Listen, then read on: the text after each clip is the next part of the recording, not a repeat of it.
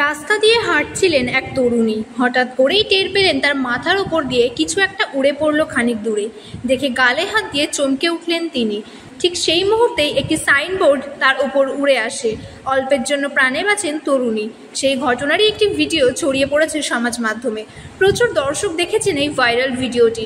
ঘটনাটি কবে ও কোথায় ঘটেছে তার সঠিক তথ্য জানা যায়নি।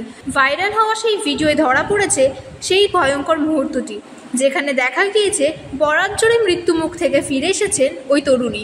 লাল টপ ও কালো প্যান্ট পরা তরুণী রাস্তা দিয়ে হেঁটে আসছিলেন।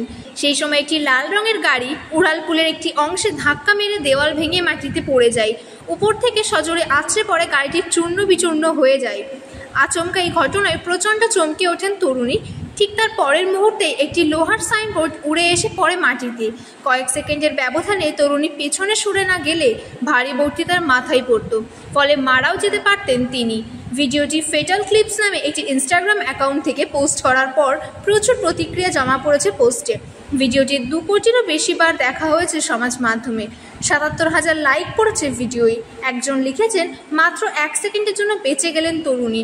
সমাজ মাধ্যম ব্যবহারকারীদের অনেকেই এই ঘটনাকে অলৌকিক বলে মন্তব্য করেছেন।